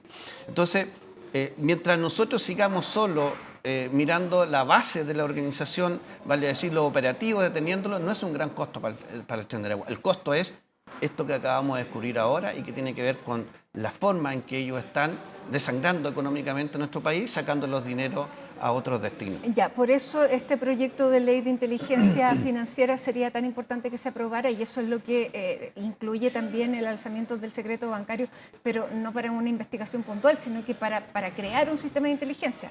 Sí, yo he estado revisando la norma y la verdad que tengo harta esperanza en la implementación de esa norma porque creo que nos debería dar resultados en mucho menos tiempo de lo que estamos teniendo el día de hoy. Vale decir, las alertas que deberíamos tener todas las instituciones, no estoy poniendo foco ni en las instituciones financieras, ni en la UAF, ni el Ministerio Público, es todas las instituciones, hay que incluir el Servicio de Puesta Interno, hay que incluir a la aduana. Acá tenemos 3 delitos de contrabando que incluso se cometieron por esta organización. Compraban un auto acá en 20 millones de pesos y lo vendían en Venezuela en 80 y 90 millones de pesos. Bueno, ya aduana presentó una querella y se está investigando esa arista, porque de aquí van a surgir muchas aristas. Sí, lo que pasa es que ahí, claro, es ahí donde nosotros necesitamos estar plenamente todos conectados, porque finalmente la situación salta, porque nosotros preguntamos, en este caso, oiga, estos vehículos regresaron al país, y ninguno había regresado, y por lo tanto ahí se hacen las denuncias y se presentan las querellas. Pero esto debería saltar antes, debería saltar que cuando usted saca un vehículo y pasan los 180 días, debería llegar de inmediato la denuncia y no esperar que alguien pregunte en estos casos. Bueno, yo creo que toda esta normativa debería venir a solucionar eso. Una inteligencia financiera. Absolutamente. No tenemos inteligencia financiera. Yo creo que con la nueva norma vamos a tener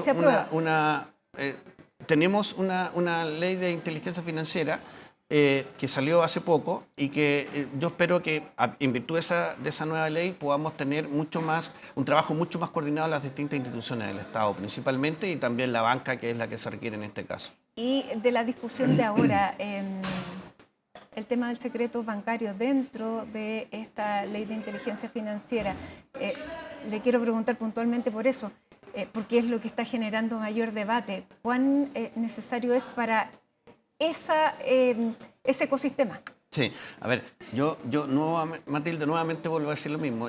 A mí no me corresponde en este caso referirme a proyectos de ley ni a funciones que son legislativas. Yo soy un fiscal regional y soy un fiscal operativo y por lo tanto voy a trabajar con la ley que me pongan porque tenemos como obligación darle cumplimiento a esa ley. Y en virtud de eso, ojalá que sean las leyes más ágiles posibles y que funcione todo el sistema interconectado. Yo creo que si todos nos ponemos de acuerdo y actuamos como Estado, y no solo como Estado, también como, por ejemplo, la banca, actuando también de nuestra parte, podamos hacerle frente a esta pandemia que en el fondo es el crimen organizado y lo que nos ha venido a dejar acá, en este caso en particular, el Tren de Aragua. Estamos hablando de muchas víctimas fatales, de muchos secuestros, de muchas extorsiones, cosas a las cuales nosotros no estamos acostumbrados y que pareciera ser que nos puede empezar a permear de a poco y empezar entonces a vivir de una manera distinta a la que vivíamos hace 5 años atrás. Que eso claramente está ocurriendo, porque uno dice, si lo ocurría con locales en Bellavista, ¿qué podemos esperar de probablemente minimarket que están en zonas periféricas? Sí, ese es otro fenómeno y a nivel, o sea, voy a usar una expresión bastante operativa que la que usamos. Hasta los vendedores de mote con huesillo en el sector de La Vega los están extorsionando para que paguen. O sea, el Tren de Aragua es una empresa criminal que está destinada solo a sacar dinero de las personas y lo va a hacer por las distintas vías que pueda. Cada vez que encuentre una brecha se va a meter. Lo que hay en este momento es extorsiones en distintos ámbitos. Nosotros solo hemos estado orientados en este momento, al menos en la Fiscalía Sur, que tiene que ver con las extorsiones a los clubes nocturnos. Pero está el mundo de los pequeños comerciantes y de aquellos comerciantes que, sobre todo, que están en una situación migratoria irregular, a veces que son mucho más vulnerables que nuestros propios compatriotas. Ahora, ¿y esas personas tienen la garantía de poder hacer denuncias o esas personas por la misma situación migratoria, por el temor que tienen a la estructura criminal, no lo hacen? Hay un tema cultural de las personas, sobre todo de las personas que son venezolanas, en el sentido en que para ellos es habitual y es normal funcionar a veces con este sistema de extorsiones que hay o con estas organizaciones criminales. En cambio, el chileno, en este caso en particular, es bastante reacio a aceptar que tenga que pagar, por ejemplo, una vacuna o alinearse, que vacuna o impuesto que llaman ellos, claro, que son los cobros de dinero, o bien que tengan que alinearse con organizaciones criminales para poder operar. Y esa es la razón de por qué le van a balear a la víctima de San Ramón, que es la que nos da inicio a esta causa, el día 8 de julio del año 2023, que lo van a balear a su domicilio, porque ella dice: yo no estoy disponible para alinearme con ninguna organización criminal y prefiero no hacer fiesta, y cierra. En cambio, los que son inmigrantes, sobre todo de nacionalidad venezolana, son los que están más disponibles para efecto de pagar y ceder ante las presiones, porque ellos saben lo que significa el Tren de Aragua y saben lo que significa haber vivido bajo el yugo del Tren de Aragua. En nuestro caso, los nacionales son mucho, como digo, mucho más reacios y no están muy disponibles para esos efectos. Es más, en el barrio Bellavista, cuando citan, hay un momento en que citan a todos los comerciantes que son nacionales, vale decir chilenos, y que son extranjeros. Los chilenos no van a esta reunión con la gente del Tren de Aragua, sino que solo van los que son extranjeros, porque ellos lo tienen incorporado dentro de su cultura. Y es más, después el líder de la organización, que en este caso es Jeffrey, que está fuera del país y que administra todo este flujo de dinero, que es pareja de la ejecutiva de Banco Estado. No. Él fue pareja de Bárbara Hernández. Vale. Actualmente no. Ella, en este caso, la persona que usted me señala, está vinculado con otro productor, en este caso de eventos musicales, que tiene una empresa que se llama El Hermitage. En este caso en particular, lo que yo planteaba era que lo que hacen en el fondo estas organizaciones es empezar a jugar con el miedo de las personas y la vulnerabilidad, en este caso, sobre todo de los inmigrantes. Y por eso es que lo hacen finalmente a pagar.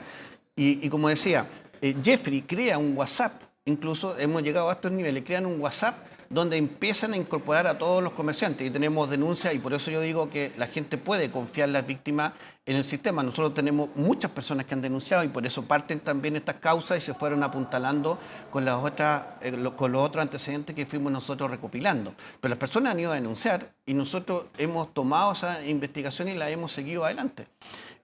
Ahora, cuando crean este chat, incluso hay personas que dicen: oiga, yo un día me doy cuenta que alguien me incorporó a un grupo de chat.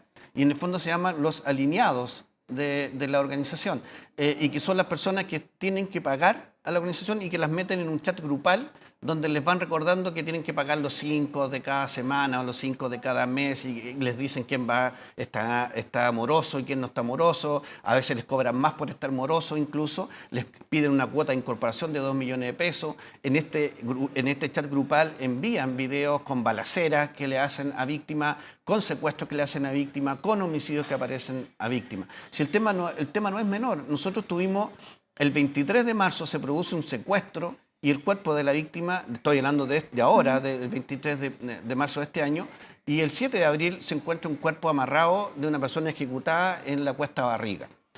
Cuando empezamos a revisar los antecedentes nos damos cuenta que es una víctima colombiana, que esa víctima trabajaba en un club nocturno en el sector de Bellavista y que en ese club nocturno se vendía droga, se vendía alcohol y se ejercía la prostitución también dentro de ese club nocturno, que no tiene ese giro, que es un giro de discoteca, de lugar donde se realizan eventos de música, musicales principalmente, donde la gente va a bailar. Y esta persona, al final, lo que empieza a ocurrir es que entra en un conflicto con uno de los sujetos que está alineado con el Tren de Aragua y que participa en la primera etapa de nuestra investigación como imputado en muchos hechos de extorsión y de infiltración del Tren de Aragua en estos clubes, donde este sujeto inicia una especie de relación con una mujer que se dedica a la prostitución en este lugar, y él empieza a tener diferencias con, que concretamente es Jesús Alejandro Astudillo, que lo tenemos en prisión preventiva el día de hoy, no en esta causa, sino que lo detuvimos en el mes de abril.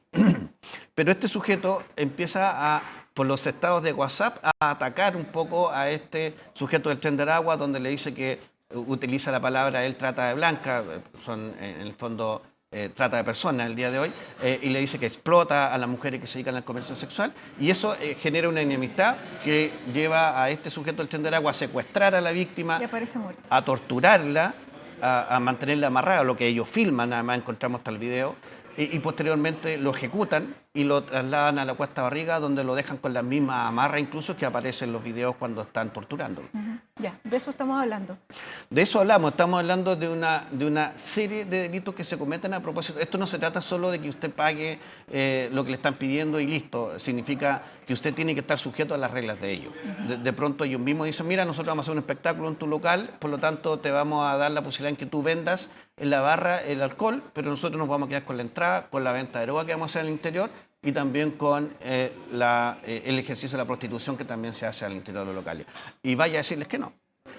Ya, por eso le digo, es difícil hacer esta denuncia. Es difícil hacer la denuncia, pero la gente la hace. Y cuando las hace, nosotros las acogemos y las investigamos, en este caso en particular, y por eso es que estamos el día de hoy, o el día de ayer, mejor dicho, con la cantidad de personas que pasamos a audiencia de formalización y en prisión preventiva. Ya. Las organizaciones criminales chilenas están aprendiendo de este giro, entre comillas, delictual. Están aprendiendo muy rápidamente de los giros de la forma en que se cometen los delitos por parte de las organizaciones transnacionales. Nosotros siempre hemos dicho que tuvimos la duda de cómo iban a convivir estos dos mundos, la delincuencia nacional versus la delincuencia transnacional. ¿Y qué hemos visto hasta ahora? Hemos visto que la delincuencia nacional ha ido incorporando sicarios o pistoleros que son extranjeros dentro de las organizaciones para aumentar su poder de fuego. También hemos visto que las organizaciones nacionales han empezado a secuestrar, a diferencia de lo que hacían antes, que era un secuestro donde se negociaba principalmente, la víctima no era torturada ni sometida a tratos crueles, y si no prosperaba la negociación los dejaban libres sin ningún apremio. El día de hoy eso cambió y lo que hay ahí es tratar de nivelarse con el Tren de Aragua. Tenemos personas nacionales que secuestran a otros nacionales, que los torturan, que les cortan les cercenan parte del cuerpo, de la oreja, por ejemplo, que los golpean, que filman además estas actuaciones y que por lo tanto la negociación es mucho más ruda. Hemos tenido víctimas que han pagado, en este caso, cuando están vinculados con delitos, no sé, una persona que estaba en la cárcel y que estaba vinculada al narcotráfico llegó a pagar 500 millones de pesos por la libertad de un familiar de él. Entonces, lo que hemos visto es que ellos han subido los estándares, pero por una razón lógica que tiene que ver de supervivencia. Si las estructuras nacionales sienten que no suben los niveles de violencia y se equiparan con las transnacionales, están destinadas a ser, en el fondo, sometidas por la delincuencia transnacional. Y la sobrevivencia está, por lo tanto, en aumentar los niveles de violencia y tratar de mantenerse a la paz con las otras estructuras. Fiscal, podríamos estar muchísimo tiempo más, pero la pregunta, ¿usted tiene hoy las herramientas, tanto en presupuesto, en personal, para poder seguir una estructura criminal como la que me está describiendo? Ha sido complejo desde ese punto de vista, súper complejo. Siempre nuestra institución ha estado bien poco dotada de recursos en ese sentido. Ahora tenemos una ley de fortalecimiento que negoció la actual administración y que por lo tanto nos va a permitir aumentar los ingresos. Hay una fiscalía supraterritorial que comenzó a funcionar hace alrededor de 2 meses, que también está destinado a los recursos en el futuro a ver investigaciones como esta. Yo me imagino que ahí deberíamos estar en condiciones de poder soportar investigaciones de mucho más largo aliento y mucho más complejas que las que hemos tenido hasta el día de hoy. Ahora, nosotros lo hemos hecho con los recursos que tradicionalmente hemos tenido. O sea, acá tuvimos 0 aumento de recursos para este tipo de investigación. Es un fiscal, que en este caso es el fiscal Luis Barraza, que está a cargo de esta investigación con el apoyo de su fiscal jefe y el apoyo mío, en este caso en particular, más el apoyo de otro fiscal, que es el fiscal Cortés, con los que hemos tratado de salir adelante, pero sin embargo aquí hay que hacer una serie de diligencias todavía, la investigación está recién comenzando. Usted no habla de política, pero ¿ha visto un cambio de mano, que es lo que dice la actual administración, que llega precisamente porque busca efectivamente ser un aliado tal vez mucho más fuerte que lo que fue la administración anterior? ¿Usted ha sentido ese cambio de mano que se dice que hay?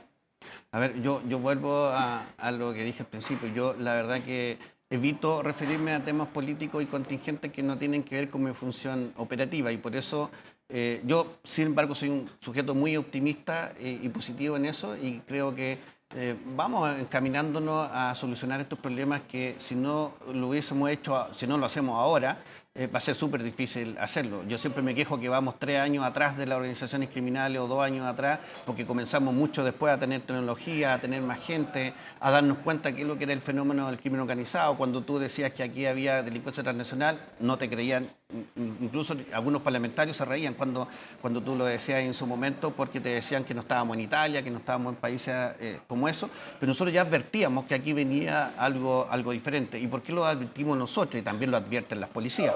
Porque somos los que estamos en contacto directo con la delincuencia y cómo la delincuencia va moviéndose en el fondo y los cambios que va haciendo para adecuarse a las nuevas realidades que se producen. Ya, por lo tanto, más recursos siempre son bienvenidos. Los recursos siempre son bienvenidos. Ese podría ser un cambio ahí o un fortalecimiento de mano. Fiscal, muchísimas gracias por haber estado aquí con nosotros luego de este golpe, que es un golpe grande, pero usted dice que no es el golpe definitivo del Tren de Aragua. Así es. No, gracias a ustedes por la invitación. Yo espero que podamos seguir teniendo buenos resultados como los que hemos tenido al día de hoy. Y no solo preocuparnos de las organizaciones transnacionales, sino que también tenemos que estar muy pendientes de nuestras organizaciones nacionales, que tienen harto que ver también en lo que son los homicidios del día de hoy, por ejemplo. Héctor Barros, muchísimas gracias. Muy buenas tardes. Gracias a usted. Hacemos una pausa. A esta hora en Hoy es Noticia con esta imagen de Mejillones. 16 grados es la temperatura. Ya regresamos con más.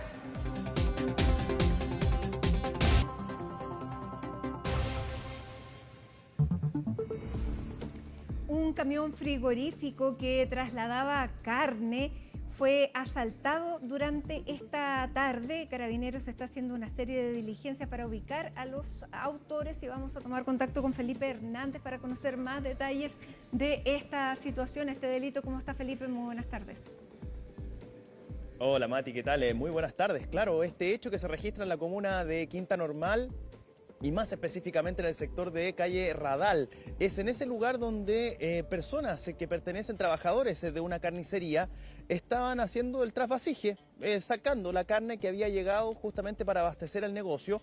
Y lamentablemente llegan sujetos a bordo de un vehículo, se bajan rápidamente y amenazan con aparentemente armas de fuego a los trabajadores. Esto les permitió a estos sujetos, bueno, lograr que estas personas se intimidaran y de esa manera entonces se pudieron robarse el camión prácticamente en su totalidad. Hablamos de más de 1 tonelada, 1.300 kilos de carne, entre carne y pollo, carne roja y carne blanca, que fueron sustraídos a esta carnicería y a sus propietarios. Estos sujetos comienzan a huir de este lugar donde realizaron esta sustracción de este camión, pero la rápida denuncia a Carabineros, que justamente pasaban realizando patrullajes preventivos por la zona, bueno, les permitió a los funcionarios de la 22 Comisaría de Quinta Normal poder llegar y encontrar a los sujetos en un plazo de no más allá de 8 minutos. De hecho, fue a la altura de Salvador Gutiérrez con Lo Amor, también aquí en la comuna de Quinta Normal, y cuando ya los sujetos habían comenzado a sacar las cajas de carne para poder entonces cambiarlas de vehículo, fue en ese instante donde llega Carabineros, descienden los funcionarios y eso hace que estos sujetos abandonen a pie, corriendo, huyendo del lugar.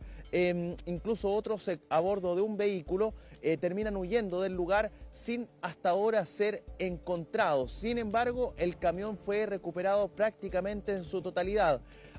Se está haciendo el conteo, el avalúo, pero lo cierto es que se habrían perdido cerca de 100 kilos de carne, lo que hace entender entonces que entre toda la situación fue un resultado más bien positivo respecto de el hallazgo de este camión y además de prácticamente la totalidad de la mercadería. El mayor Daniel Ferrada, comisario de la 22 Comisaría de Quinta Normal, entregó más detalles y esto es lo que pasamos a revisar a continuación.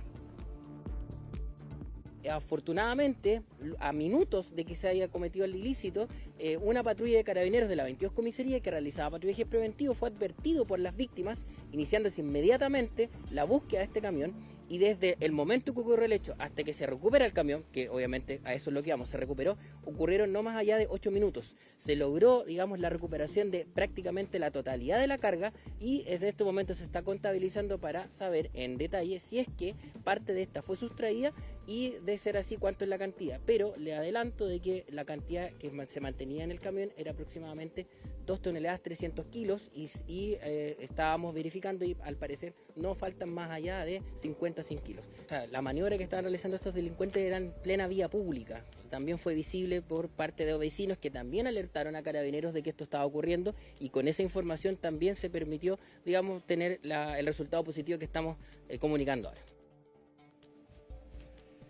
Bien, por ahora no han sido encontrados los sujetos que participaron de esta acción, pero sí ya se pudo recuperar entonces la mercadería, ya fue informado también los propietarios tanto del camión como también de quienes iban a recibir esta mercadería en esta carnicería ubicada también aquí en la comuna de Quinta Normal. Cambiemos de tema, vamos a hablar de un golpe al narcotráfico. Y que tiene una situación muy particular. ¿Por qué?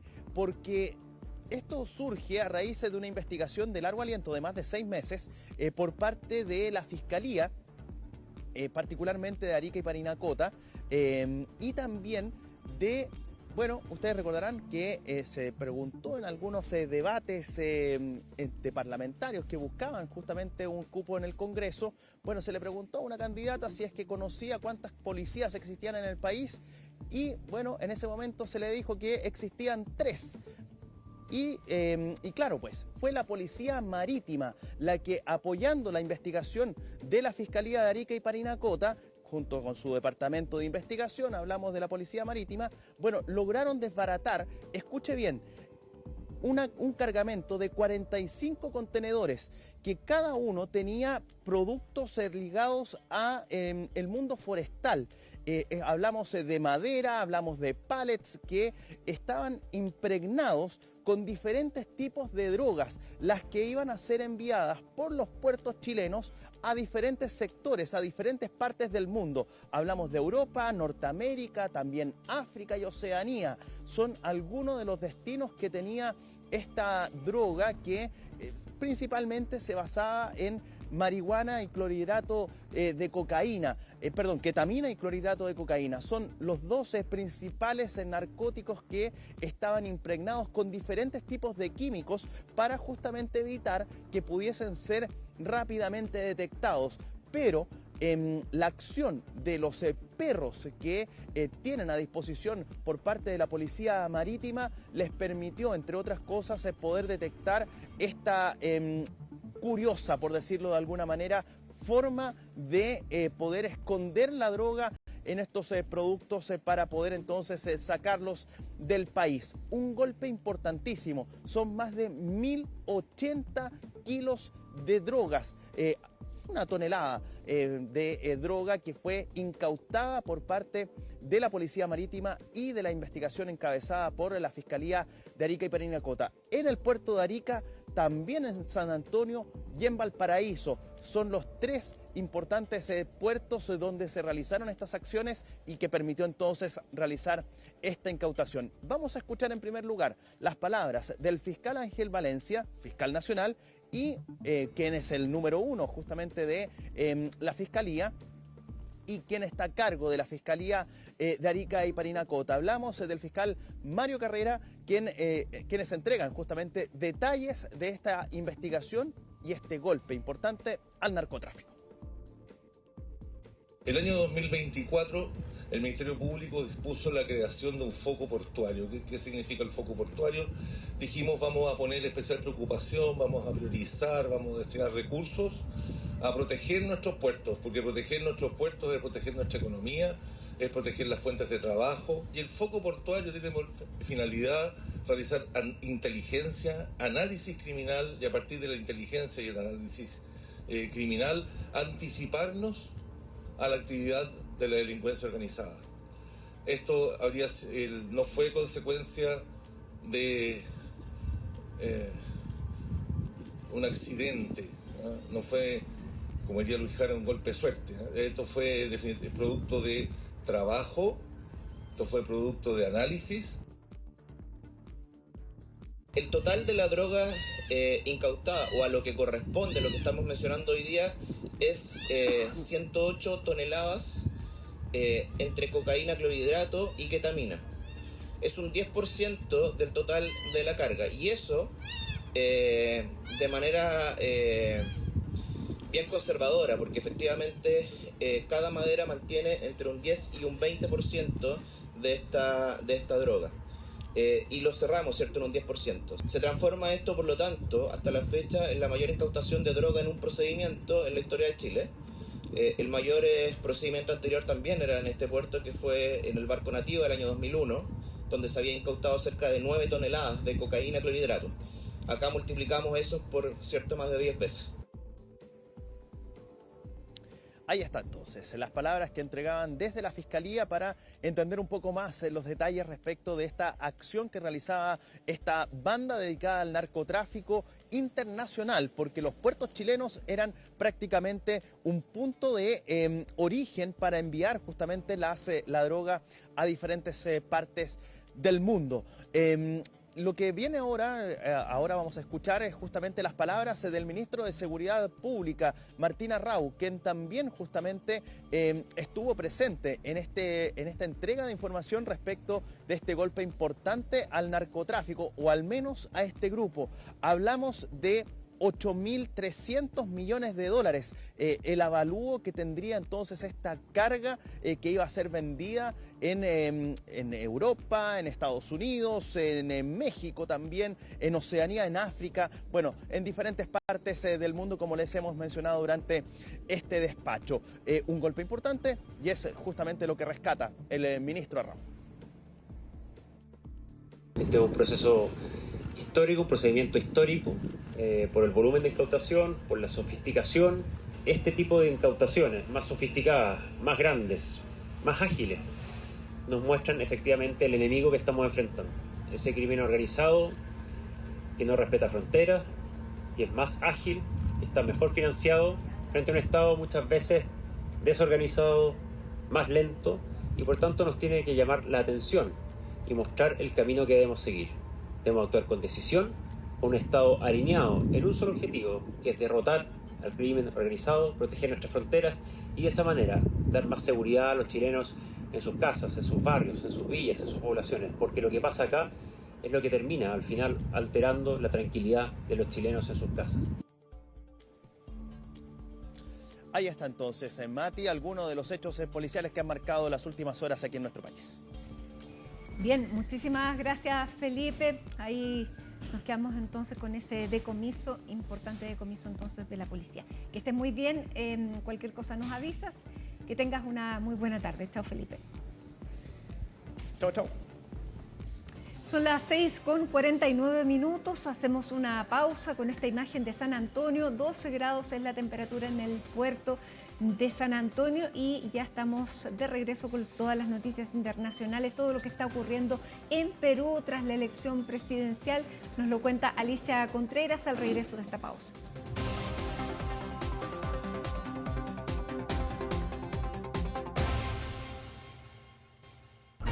Prime.